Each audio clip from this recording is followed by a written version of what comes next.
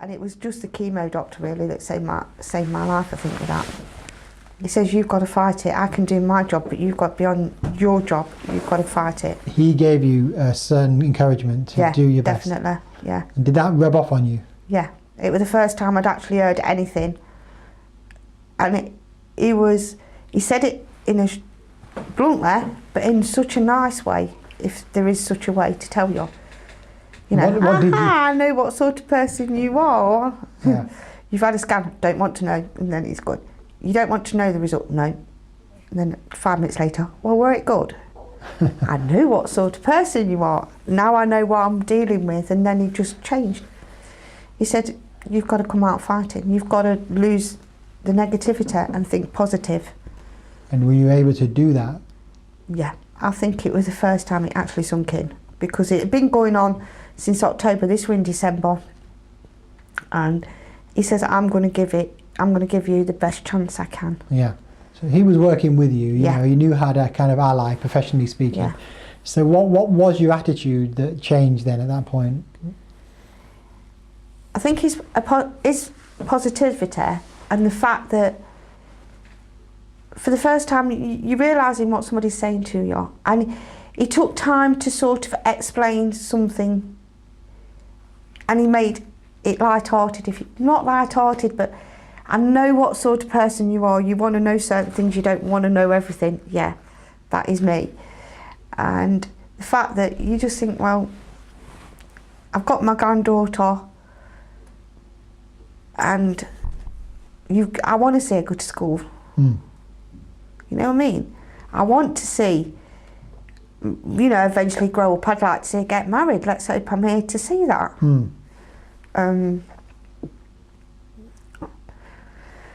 I just think, you know, I'm so lucky to have such a good family. Definitely.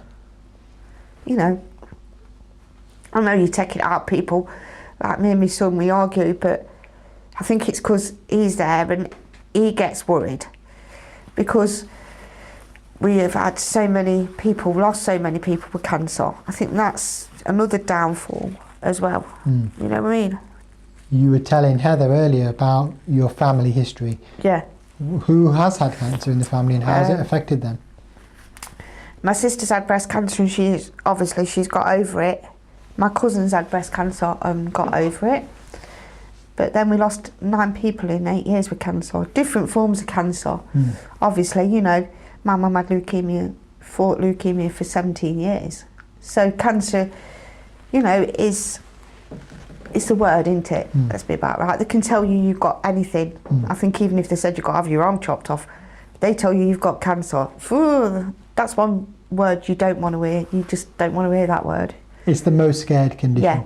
If you could change the name, it'd probably be all right, but you're not going to. So, you know, but like when you think to yourself, you've got to. Something just comes on your head, and you think, yeah, I've got to think positive about this. And like I say, everybody in my family. I mean, like I've got 3 sisters and a brother, and I'm the youngest. I mean, my brother's 70, and as I was poorly, he was really ill as well. And he kept phoning me up, "Are you all right, our kid? Don't call me our kid. Anything but our kid. I'm fine." My sister-in-law would say, you know, and then I'd ring him up, "Is our kid all right?" My sister-in-law would go, "Yeah, he's fine. How are you?" But I'm more interested in somebody else.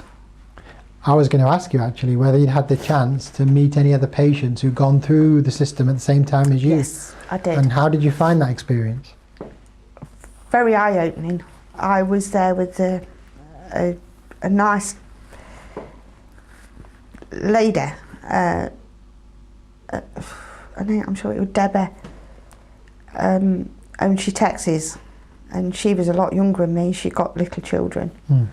And she'd done an article in a magazine, and she's been on telly. And I was feeling sorry for myself the first time I went for chemo. Hands up, I'd been there since 8 o'clock.